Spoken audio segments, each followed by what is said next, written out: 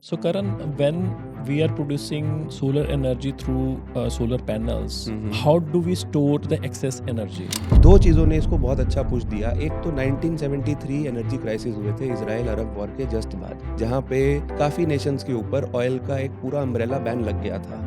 Karan, if we talk about the subsidy part on the solar energies, on the solar panels by the government, so that initiation was a good step by the government. Energy is the main infra and energy are the two factors around which the nations, the politics and the geopolitics revolve, right? आज हमारी कितनी Wars energy crisis की वजह से हुई हैं। अब solar अगर कंट्री के अंदर ही है और रीजनेबल है और गवर्नमेंट उसको सब्सिडी दे के अगर मल्टीप्लाई कर सकती है, तो this government has specifically understood this thing. Karan, there is also a term which is solar passive architecture. Right. So, what do you say about that? हम अपने हिसाब से पूरा साउथ वॉल, साउथ एरियाज और सोलर के पूरे सन angle को हम ट्रैक करके उसको यूज़ कर सकते हैं। So solar passive architecture is the tool जिसकी फॉर्म में हम अपने एक शॉर्ट में अगर इसको मैं बोलूँ तो बिल्डिंग के एनर्जी लोड्स को ऑलमोस्ट 80% तक हम रिड्यूस कर सकते हैं।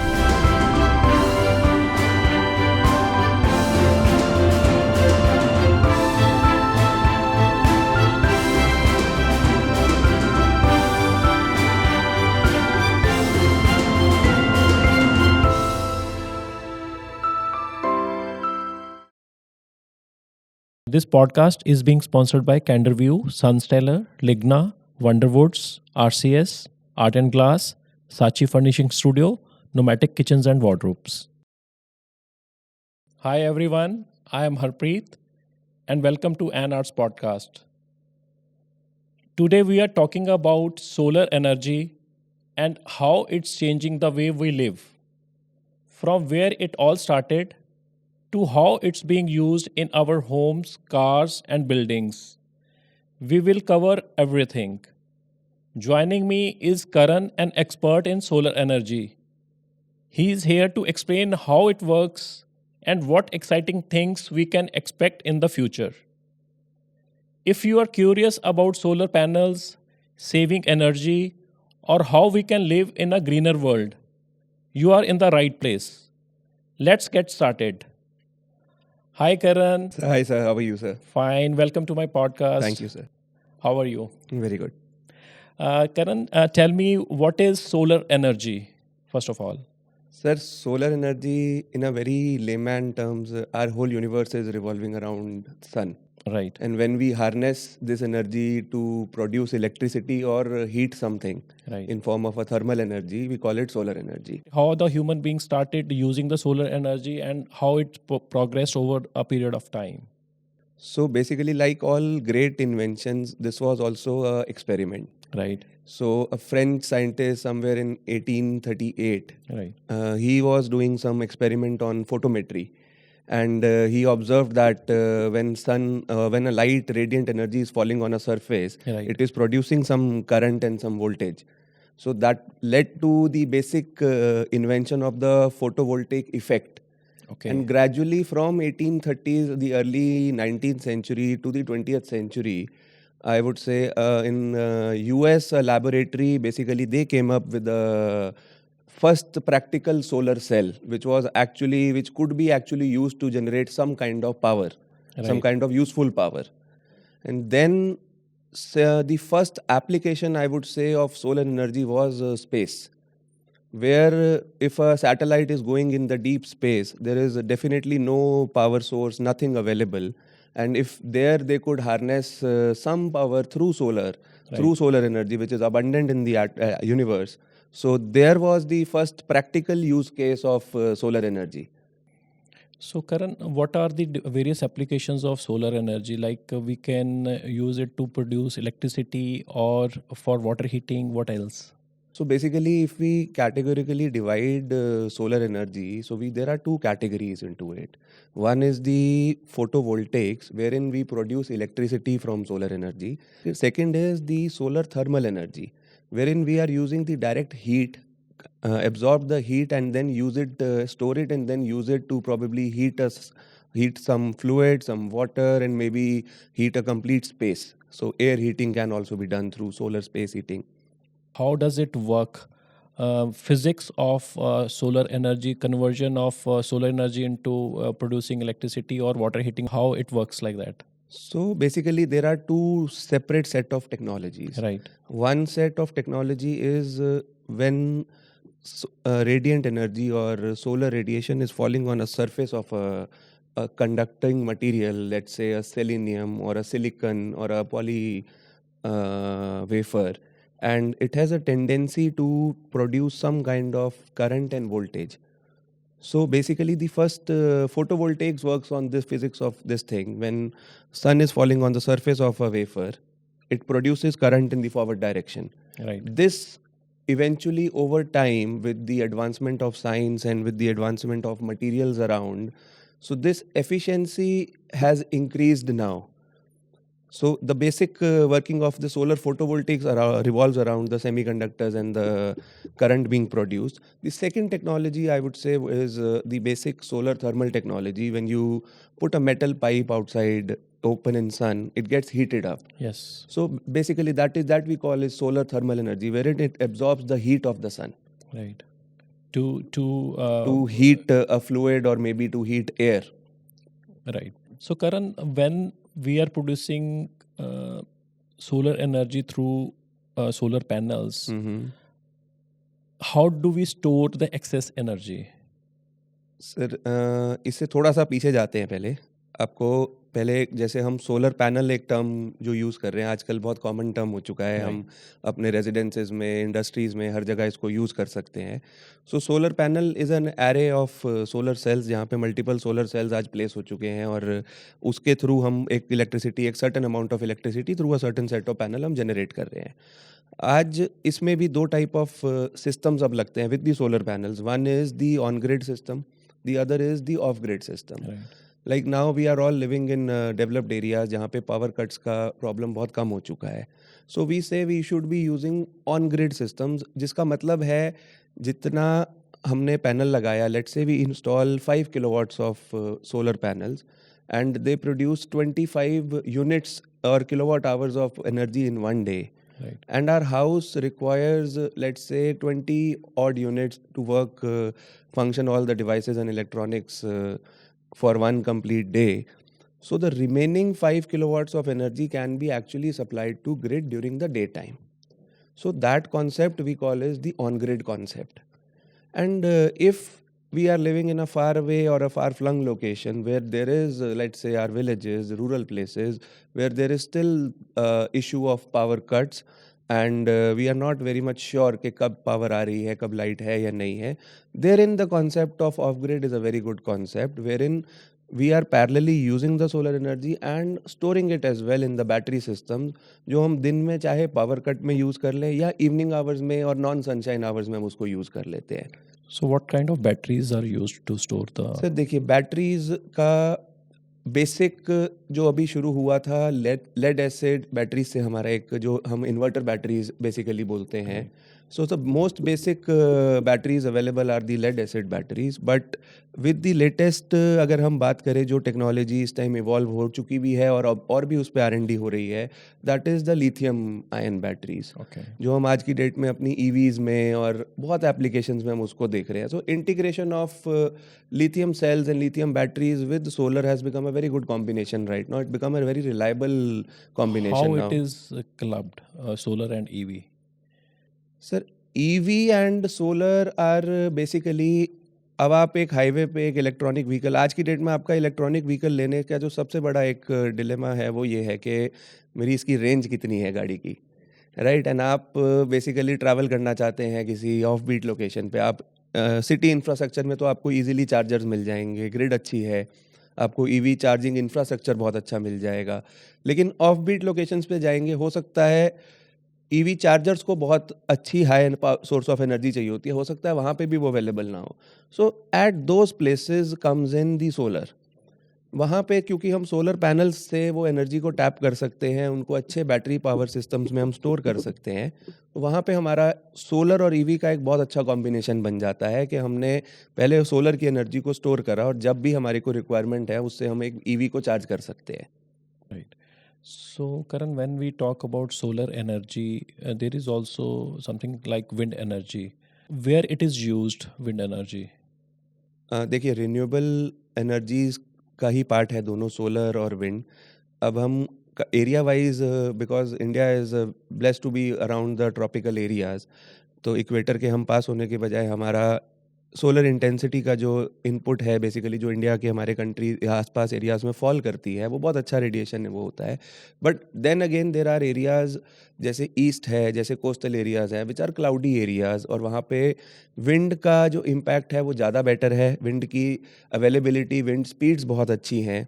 So specially in those areas wind is a better alternate, और a right mix of solar and wind is a very good like a future alternate also to energy independence, I would Kind say. of a hybrid system. It can be made as a hybrid system. आप आज ये कर लीजिए, इसको एक अपने area में अगर हम इम्प्लाई करें तो बड़ा सिंपल वे में होता है। When there is a cloudy patch, तो हमारी नॉर्मली विंड स्पीड्स अच्छी हो जाती है और सोलर की रेडिएशन दिन में कम हो जाती हैं।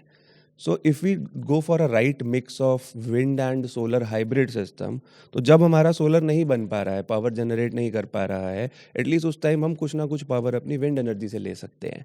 एंड इन कोस्टल एरियाज जहाँ विंड इंटेंसिटी एंड विंड का अवेलेबिलिटी इज़ ब्रिलियंट, वहाँ पे विंड टर्बाइंस, जैसे आप आज गुजरात की कोस्टल बेल्ट में जाएंगे या महाराष्ट्र की पुणे की कोस्टल बेल्ट में जाएंगे, तो in those areas there are already brilliant work being done on wind energy also. यही आप अगर आज राजस्थान में जाते हैं जहाँ पे बैरन लैंड है, so there solar makes more sense. It is more like आपको ये चेक करना है कहाँ पे सोलर का अवेलेबिलिटी रेडिएशंस का बेटर है, या विंड का हमारे को स्पीड जोन्स हमारे को अच्छे मिल रहे हैं। So it will depend upon that. It will definitely depend on that. Karan, if we talk about the subsidy part on the solar energies, on the solar panels by the government, so that initiation was a good step by the government.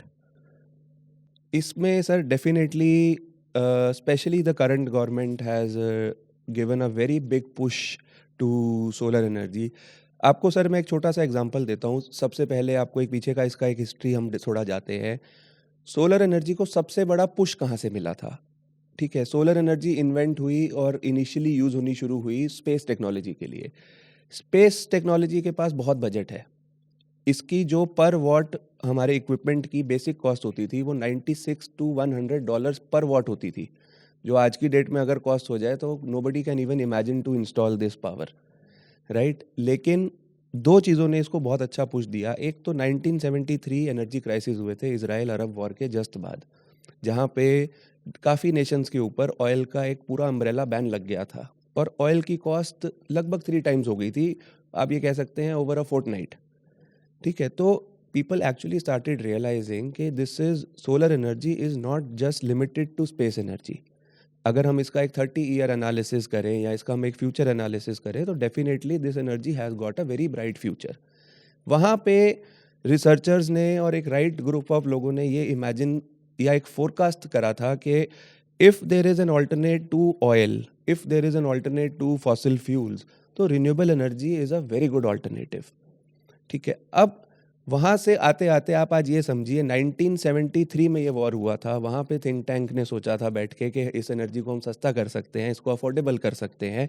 वहाँ से आते आते आज इसकी जो cost है from $100 to 30 cents per watt ये आ चुकी है। तो एक इसका मैं सबसे बड़ा बोलूँगा कि वहाँ का जो विजन था रिसर्चर्स का, वो सबसे अच्छा, बहुत पॉजिटिव विजन था उनका, जहाँ पे हम इसको इतना लो कॉस्ट पे ले आए। सेकंड रीज़न इसका मैं ये बोलूँगा, every nation has now understood that energy is the main, infra and energy are the two factors around which the nations, the politics and the geopolitics revolve, right? आज हमारी कितनी वॉर्स एनर्जी क्राइसिस की वजह से हुई हैं। अब solar अगर कंट्री के अंदर ही है और रीजनेबल है और गवर्नमेंट उसको सब्सिडी दे के अगर मल्टीप्लाई कर सकती है, तो this government has specifically understood this thing कि जितना हम रिन्यूएबल से एनर्जी इंडिपेंडेंट हो जाएंगे और जितनी जल्दी हो जाएंगे, उतना ये कंट्री की ग्रोथ के लिए, ओवरऑल डेवलपमेंट के लिए बहुत इंपॉर्टेंट है। बहुत इंडिया को आगे ले जाने में इसका बहुत बड़ा पुश हो जाएगा। So this government got in right set of people, I would say, bureaucracy में भी, और स्पेशली जो पॉलिसीज़ इन लोगों ने बनाई हैं ग्राउंड लेवल से लेकर, आप I will name a few policies. Har Ghar Ujjwal policy है, पीएम कुसुम पॉलिसी है, जहाँ पे फार्मर्स को एक सोलर पंप लगाने के लिए बहुत अच्छी सब्सिडीज़ मिल रही हैं और फैसिलिटेट हो रही हैं subsidies, not just on the paper, right? आज एक हम घर पे कहीं पे भी सोलर प्लांट लगाना चाहते हैं तो 30% तक के एक डोमेस्टिक सिस्टम पे ईज़िली सब्सिडी अवेलेबल है। तो अब होता क्या है इससे, बीइंग अ बिज़नेसमैन ऑल्सो हम ये सोचते हैं कि हम अगर आज एक नई टेक्नोलॉजी पे या नए प्रोडक्ट पे पैसा लगा रहे हैं, तो हमारा पैसा कितने टाइम पे रिकवर होगा? So with all of these subsidies पैसा हमारा सोलर प्लांट पे अंडर 3 इयर्स रिकवर हो जाता है, which is a very good investment, which is the ideal scenario. So उससे एक इस पे बहुत हमारे को बहुत अच्छा पुश मिला है, जो आज हम इफ़ यू गो एनीवेयर हम विल सी, हम एक टेरेस पे घर के चले जाते हैं तो विल डेफिनेटली सी काफ़ी घरों में आज की डेट में ये ऑलरेडी इम्प्लाई हो चुका है। Another step the government has done is solar parks को ईज़ी कर दिया है। जो पहले जिसकी लाइज़निंग में, जिसकी अप्रूवल्स में बहुत टाइम लगते थे, जैसे hydro is also renewable energy, but hydro का क्योंकि इकोनॉमिक बेसिकली इम्पैक्ट्स बहुत है रिवर पे, उसके आसपास के विलेजेस पे, इरिगेशन पे, तो उसकी अप्रूवल्स बहुत डिफ़िकल्ट हो जाती है। लेकिन solar being a very low impact energy producing plant, तो हमारे को उससे बहुत बेनिफिट मिलता है। इसकी अप्रूवल्स गवर्नमेंट ने बहुत ईज़ी कर दी और आज आप ना कि सिर्फ अपने घर पे लेट्स से छोटा 5-10 किलोवाट का plant, you can actually if you have a barren land somewhere in Rajasthan और हिमाचल, अब वहाँ पे जाके भी एक ईज़िली 1 मेगावाट का, 2 मेगावाट का एक इन्वेस्टमेंट पॉइंट ऑफ व्यू से भी आप अपना प्लांट बना सकते हैं और you can sell that electricity to the government. Right, that's good. जब हम सोलर एनर्जी की बात करते हैं तो एक बहुत ही पॉपुलर टर्म आज की डेट में यूज़ होती है, BIPV। Can you elaborate on that?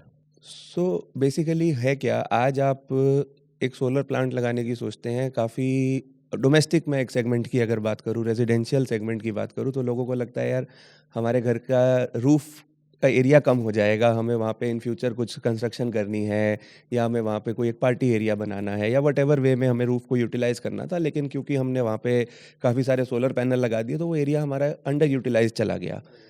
To counter this now with latest developments हमारे पास BIPV, जिसको मैं एक हम इलेबोरेट करें तो बिल्डिंग इंटीग्रेटेड फोटोवोल्टिक्स इसका फुल फॉर्म होता है।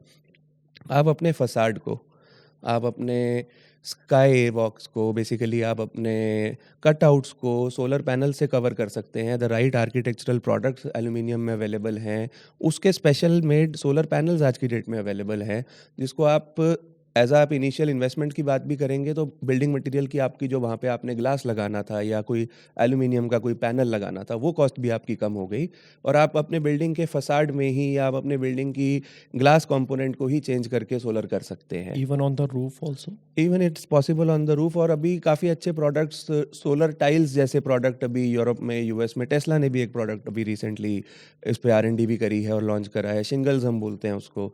तो स्लांटिंग रूफ पे जैसे हम एक टाइल्स लगाते हैं, उसकी जगह आप सोलर टाइल्स बेसिकली लगा सकते हैं, वो भी इलेक्ट्रिसिटी आपके लिए जनरेट सो कर सकते हैं। They won't be too expensive?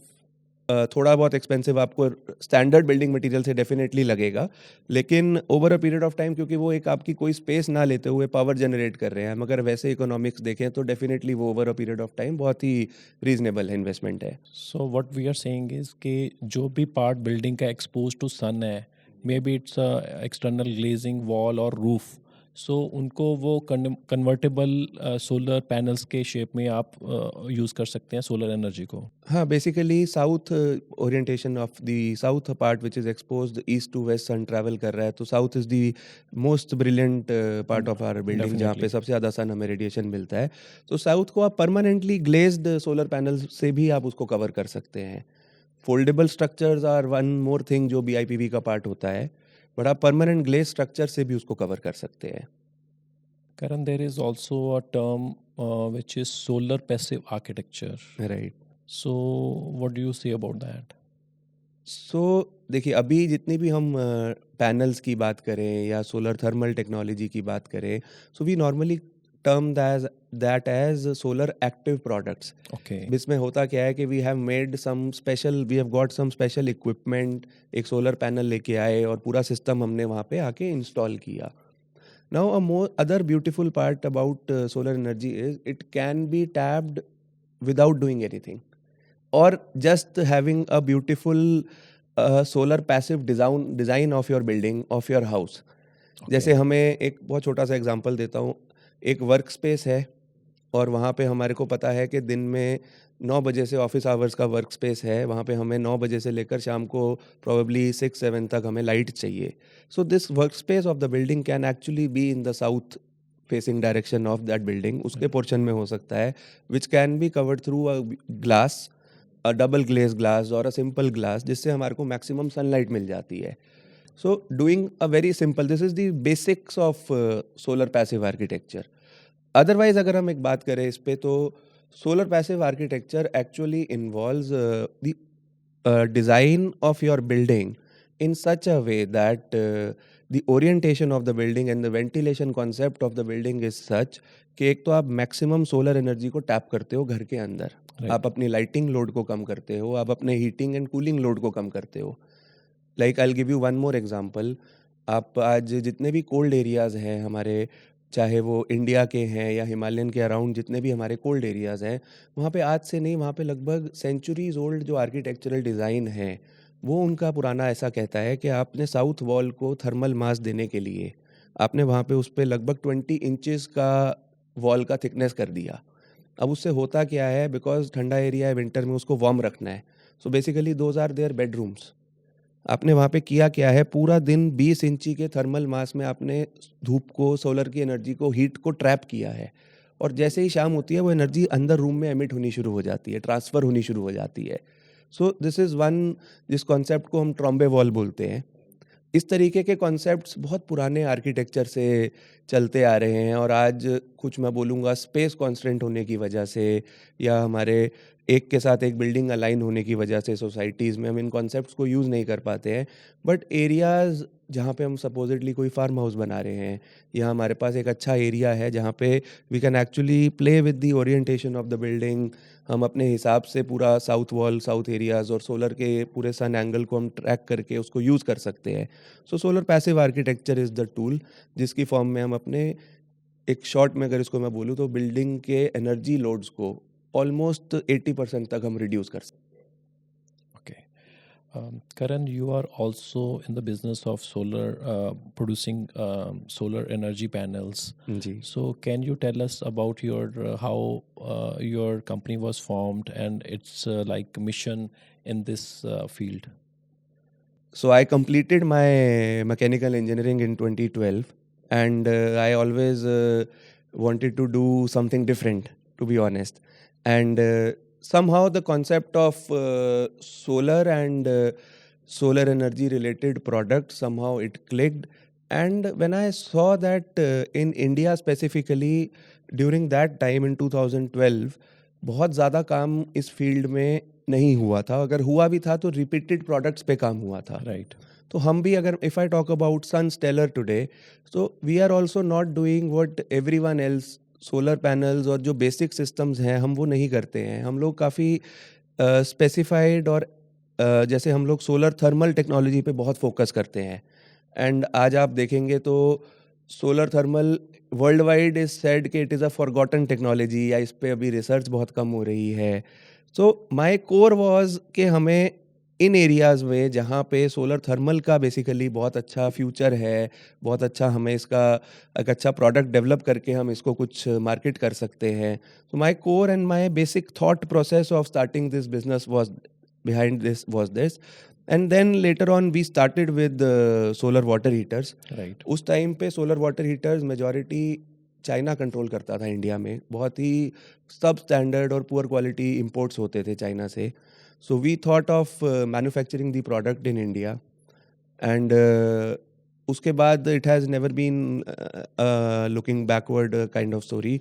हम लोगों ने हमेशा एक अच्छे प्रोडक्ट और अच्छे इनोवेशन के साथ आगे इसको, टेक्नोलॉजी को और सोलर थर्मल को हमने आगे ले जाने की कोशिश करी है, जिसमें अगर मैं आपको थोड़ा सा बताऊं, आज Sunstellar is one of the companies where in हमारे पास IIT से, NIT कुरुक्षेत्र से PhD स्कॉलर्स हमारे साथ काम करते हैं। We have our own in house funded R&D division, Right. जहाँ पे हम कोल्ड एरियाज़ के लिए सोलर थर्मल टेक्नोलॉजी के एप्लीकेशंस और उनके प्रोडक्ट्स हम क्या सप्लाई कर सकते हैं, या वहाँ के लिए हम क्या ऐसा प्रॉब्लम सॉल्विंग हम सॉल्यूशन प्रोवाइड कर सकते हैं जो अभी तक किसी ने नहीं किया है, या जो वहाँ की नेसेसिटी है। Can you elaborate on that?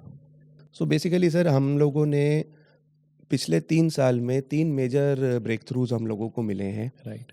The first breakthrough has been our product solar space heating, जिसमें I'll give a lot of credit to DRDO as well, जिनके साथ मिलके हमने jointly develop किया है. So basically, What is DRDO? DRDO is Defense Research Organization of the country, Okay. जो basically defence की जहाँ पे जो भी रिक्वायरमेंट है, चाहे वो मिसाइल है, चाहे वो व्हीकल है, चाहे वो हैबिटेशन है, चाहे वो ह्यूमन सपोर्ट है, तो वो उस पर रिसर्च करती है. एंड आर लैब जिसके साथ हमने काम किया है which is DIHAR. So basically that lab DIHAR DRDO is based in Leh Ladakh. तो हमने उनके साथ मिल के एक सोलर स्पेस हीटिंग का एक पूरा सिस्टम प्रोडक्ट बड़ा यूनिक वे में डेवलप किया है, जहाँ पे आपका बाहर का टेम्परेचर विंटर में -20 -25 डिग्रीज है, and you are sitting inside a room where the ambient we have made the temperature as +20 degrees, and all through solar energy. There is no external electricity, there is nothing being used apart from solar energy in this. So what technique did you use? So we are using a special type of solar thermal collector, we call it heat pipe collectors. And अब वो heat pipe collectors और thermal collectors को बहुत लोगों ने पहले भी use करा है. हाउ वी आर डिफरेंट और हम लोगों ने उसमें क्या अलग किया है. So to store this energy we have used PCM salts. Okay. आप देखेंगे रेत में हीट एब्जॉर्ब होके रहती है, काफ़ी देर तक रहती है. So this was the basic how it all started, कि आप सॉल्ट्स में अगर देखोगे तो सॉल्ट्स की स्पेसिफिक हीट और उसकी एनर्जी स्टोरेज कैपेसिटी बहुत अच्छी होती है. एंड हम लोगों उसको थोड़ा सा नेक्स्ट लेवल लेके गए. हम लोगों ने फेस चेंज मटेरियल्स यूज़ करे उसमें. फेस चेंज मटेरियल में not only specific heat, we use latent heat also. और उसको यूज़ करने के बहुत चैलेंजेस हम लोगों को आए, तो हम लोगों का उसमें पेटेंट्स भी हैं, जहाँ पे how we can actually store the solar thermal energy in such a unique and efficient manner, कि हमने आज 9 बजे से लेकर शाम को 4 बजे तक धूप है, जो वहाँ का एक यूज़ केस सिनारियो है, और हम उस एनर्जी को अगले 18 घंटे तक अंदर हीटिंग में यूज़ कर पा रहे हैं. तो वो हमारा एक काफ़ी यूनिक डेवलपमेंट रहा है, and it has been acknowledged also at a lot of places. People have actually appreciated and we are very glad कि this technology is now been used by Indian army ऐसी locations पे, ऐसी फार flung locations पे जहाँ पे officers के लिए या हमारे जवानों के लिए रुकना भी रात के टाइम पे मुश्किल होता था. आज वो इस टेक्नोलॉजी को यूज़ करके एक कंफर्टेबल एनवायरनमेंट में एटलीस्ट दे कैन ले over, they can have rest. Very good. Apart from that, the second product which we have developed is a solar-based dryer. Okay. So बहुत हमारी कंट्री में ऐसी बहुत लोकेशंस हैं जहाँ पे विंटर्स में या कुछ सीजन्स में हार्वेस्ट तो होती है, क्रॉप्स की, एप्रिकॉट्स की, फ्रूट्स की हार्वेस्ट होती है, लेकिन रोड्स का डिस्कनेक्ट होने की वजह से या वेदर परमिट नहीं करता है, वो क्रॉप वहीं के वहीं डैमेज हो जाती है. Right. और ट्रेडिशनल ओपन या sun drying, open sun drawing में उनको उसको ड्राई करना पड़ता है टू प्रिजर्व दैट क्रॉप या फ्रूट के जिसको वो लेटर ऑन कंज्यूम कर सके. जैसे I will give you a good case of apricot. Okay. Apricot हमारी कंट्री में ऊपर अपर हिल्स वाले एरियाज़ में बहुत जगह पे ग्रो होता है. अब शिमला वाली बेल्ट हो गई या हिमाचल की जो कनेक्टेड सिटीज़ है, वहाँ से तो वो पूरा फ्रूट हमारा दिल्ली की फ्रूट वेजिटेबल मार्केट्स में इजीली सप्लाई हो जाता है. लेकिन कश्मीर में, लद्दाख में कुछ एरियाज़ या काफ़ी एरियाज़ ऐसे हैं जहाँ पे उन लोगों को उसको कंज्यूम करने के लिए या आफ्टर बाज़ार में सेल करने के लिए पहले ड्राई करना पड़ता है.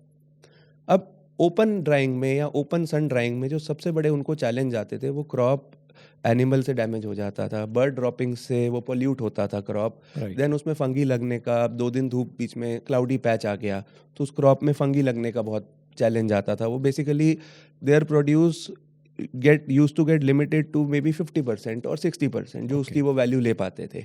Right. To counter that, we have developed a solar-based dryer for them, a very basic, very low-cost product, जिसमें आप भी एक एवरेज फार्मर का अगर 300 kg का हार्वेस्ट है, तो हम 300 kg का बैच एक साथ में उसमें डाल पाते हैं जो वो 14 डेज में ओपन सन ड्राइंग कर रहे थे, वो हम 3 to 4 डेज में उनको open sun drying, and again no use of external कोई इलेक्ट्रिसिटी या इस तरीके का कोई उनको एक्सटर्नल पावर पे ना ही पैसा लगाना है, ना ही अगर उनको अवेलेबिलिटी चाहिए। तो time and energy saving is there. Time and This energy process. Saving के अलावा उनको जो क्रॉप उनकी डैमेज हो रही थी, Right. वो उनका सबसे बड़ा प्लस हो चुका है आज की डेट में, कि अब अप्रॉक्सीमेटली 95% क्रॉप वो यूटिलाइज कर पा रहे हैं अब।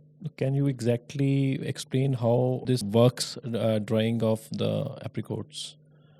Sir basically when we harvest the crop या हार्वेस्ट द फ्रूट, उसके अंदर 85 to 90% मॉइस्चर होता है। पानी के अंदर ही उसको डैमेज करने वाले जो भी बैक्टीरिया, वायरस या फंगी लगेगी, वो पानी की मॉइस्चर की वजह से उसमें कैच करती है। अब उसको हमें उसकी जो बेसिकली लेवल है 85% ऑफ मॉइस्चर को, हमें we have to reduce it down to 14%, और maybe anything under 20% is acceptable. Right. अब उसमें वो क्रॉप ख़राब भी ना हो, ज़्यादा एक्सेस हीट भी ना मिले उसको, और एक कम टाइम में भी वो हो जाए। तो that is the technology which we have developed. हमने अपने solar collectors and right use of glass and polycarbonate sheets, जहाँ पे हम जिन एरियाज़ में हम उसको वो पूरे के पूरे हार्वेस्ट को हम एक ड्रायर के अंदर स्टोर करते हैं, और अगेन सोलर रेडिएशंस उस पर इस तरीके से फॉल करती हैं, और वेंटिलेशन उसका इस हिसाब से हम लोगों ने डिज़ाइन करा है कि फ्रेश एयर भी वेंटिलेट करती है, और सोलर की वजह से वो हीट हो जाती है, तो वो ड्राइंग एफिशिएंट हो जाती है।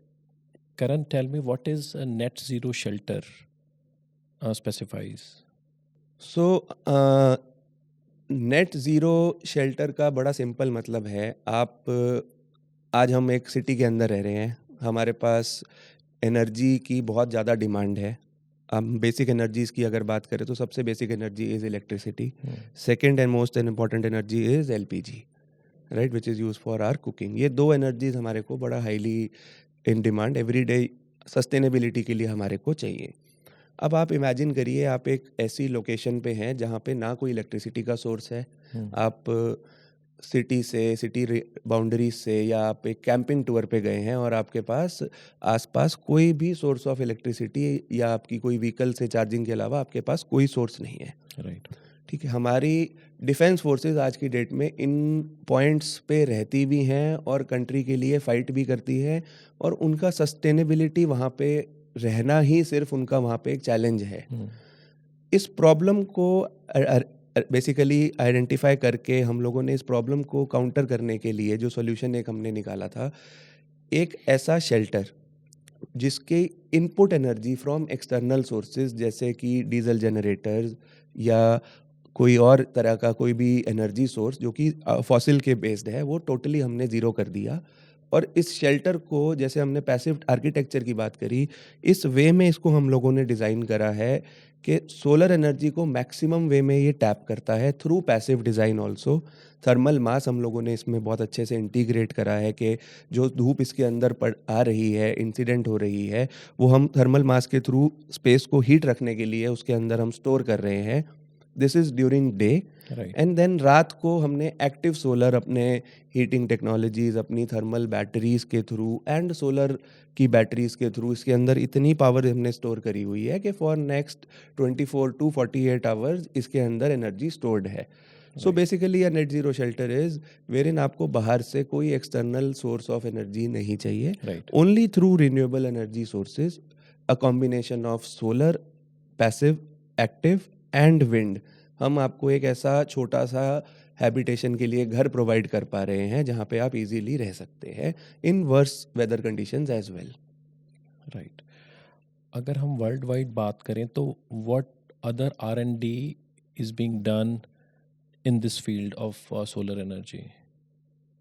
सो सोलर एनर्जी का आज बहुत ज़्यादा एक्सेप्टेंस हो चुका है, राइट। हम लोग आज देखते हैं कि इंडिया का ही अगर मैं बात करूं तो पीक जो लोड रिक्वायरमेंट है अप्रॉक्सीमेटली 280 गीगावाट, कुछ 24 सितंबर में जो मैक्सिमम लोड हमारा एक दिन में जो कंज्यूम करती है हमारी कंट्री, Okay. वो 280 गीगावाट के अराउंड था। आज हम सोलर से ही अप्रॉक्सीमेटली 96 to 100 गीगावाट प्रोड्यूस कर रहे हैं, Okay. And the rate with which solar energy is developing further, जितना ये मल्टीप्लाई हो रहा है हर साल, आप हो सकता है 25 मिड में ही 20-30 गीगावाट और एक्सपैंड हो जाए, because country is very aggressive in this. But इसके साथ एक हिडन चैलेंज आ रहा है। वो हिडन चैलेंज ये आ रहा है कि सोलर एनर्जी प्रोड्यूस होती है सिर्फ दिन में, और Right. हमारी जो कंजम्पशन है वो रात की भी है। चाहे वो इंडस्ट्री है, चाहे हमारा वो रेजिडेंस है, चाहे ऑफिस है, चाहे हीटिंग लोड है, चाहे कूलिंग लोड है, वो दिन में भी है, वो रात में भी है। Hmm. तो टू स्टोर दिस एनर्जी, अब there might be a scenario जहाँ पे सोलर एनर्जी एक्सेस में बनने लग जाए इन फ्यूचर, Right. क्योंकि वो दिन में बन रही है और वो जितनी रिक्वायरमेंट थी उससे ज़्यादा बन रही है। Now to use that energy in evening of sunshine hours, रात के टाइम पे हम लोगों को एक बहुत अच्छा बैटरी बैंक का सॉल्यूशन चाहिए। So current government focus and current R&Ds are being done around this. Right. एक बहुत अच्छे बैटरी बैंक्स और पावर एनर्जी जो स्टोरेज है पावर की, उस पर बहुत अच्छा इस टाइम आगे काम हो रहा है, जो हम नियर फ्यूचर में बहुत इजीली देखेंगे। Karan, how do you perceive the future of solar energy in the coming years? So I think sky is the limit. Solar अभी भी बहुत अच्छे लेवल पे डेवलप हो चुका है और हम अपने अराउंड इसको देख भी रहे हैं, बट आई बिलीव जितना इस पे टेक्नोलॉजी एडवांसमेंट एंड एक्सेप्टेंस, दोनों चीज़ें बहुत ज़रूरी होती है, it should always go hand in hand. जितना ये दोनों चीज़ें चल रही हैं, आई बिलीव लोग भी इसको एक्सेप्ट कर रहे हैं और आई थिंक एक्नॉलेज कर रहे हैं आज के मेरे घर का पावर लोड पहले से, मेरे घर का इलेक्ट्रिसिटी का बिल पहले से बहुत कम हो गया है। प्लस जो इसमें एक बहुत अच्छी एडवांसमेंट चल रही है कि एक 2 स्क्वायर मीटर के पैनल से पहले अगर लेट्स से 350 वॉट की पावर जनरेट होती थी, अब उससे 550 वॉट तक की power, basically efficiency of solar cell और efficiency of solar panel So जो हम in बोलते less हैं। space, we are able to produce more energy. Exactly ये एक ऑनगोइंग प्रोसेस है एंड मेरे को ऐसा लगता है कि ये चलता ही रहेगा। ये आने वाले टाइम पे हम इसको देखेंगे कि इसकी जो कन्वर्जन एफिशिएंसी है वो बियॉन्ड 35% 40%, बड़े नियर फ्यूचर में हम देखेंगे कि ये हो जाएगी और अवेलेबिलिटी भी इसकी साथ के साथ हो जाएगी। Right. और मैं ऐसा मानता हूँ कि हम बेसिक अपनी जितनी आज की डेट में हम लाइटिंग देख रहे हैं, चाहे वो स्ट्रीट लाइटिंग है, आई बिलीव ये भी सोलर पे शिफ्ट हो जाएगी, क्योंकि कोई 2 लाइट्स को कनेक्ट करने के लिए कोई पावर केबल्स नहीं चाहिए बीच में, जो एक्सीडेंट में या वैसे किसी डिज़ास्टर में डैमेज हो जाती हैं। Right. इंडिपेंडेंट यूनिट्स बन जाती हैं और इस तरीके की micro and macro both applications में मैं बिलीव करता हूँ हर ऑफिस में आज की डेट में लग भी रहा है, और चाहे वो गवर्नमेंट है चाहे वो प्राइवेट है। आई बिलीव इन फ्यूचर और ज़्यादा लोग इसको एक्सेप्ट करेंगे और एवरी ईयर, क्योंकि इसकी कॉस्ट भी कम हो रही है और हमारी कंट्री में भी अब इसकी मैन्युफैक्चरिंग बहुत ज़्यादा बढ़ चुकी है, जिससे कि इस चीज़ पे ओवरऑल एक बूस्ट ही मिलता है। बेसिकली मेड इन इंडिया भी प्रोडक्ट हो जाता है, आपको भी एक फील गुड फैक्टर है कि मैंने किसी और कंट्री का प्रोडक्ट ना यूज़ करके अपनी कंट्री का प्रोडक्ट यूज़ करा है। और क्योंकि कॉस्टिंग भी कम आ रही है, एफिशिएंसीज बढ़ रही है, वेट इसका काम हो रहा है कि how we can make it more light weight, तो लोड का इसका काम इसका और कम हो जाएगा। तो मेरा ऐसा मानना है कि चाहे वो थर्मल टेक्नोलॉजी है, चाहे वो फोटोवोल्टेइक है या सोलर पैसिव आर्किटेक्चर है, ये तीनों स्पेसेस में आगे अभी हम बहुत और एडवांसमेंट और बहुत अभी हम फ्यूचर देखेंगे कि बहुत फ्यूचर ब्राइट है इसका। Very nice. Thank you, Karan, and thank you for joining the podcast. And it was wonderful talking to you. Thank you sir, thank you for having me over ji. Thank you, viewers, for staying with us. And I hope you all like this podcast. Do like, share, and subscribe my channel. And till the next podcast, please stay tuned. Thank you.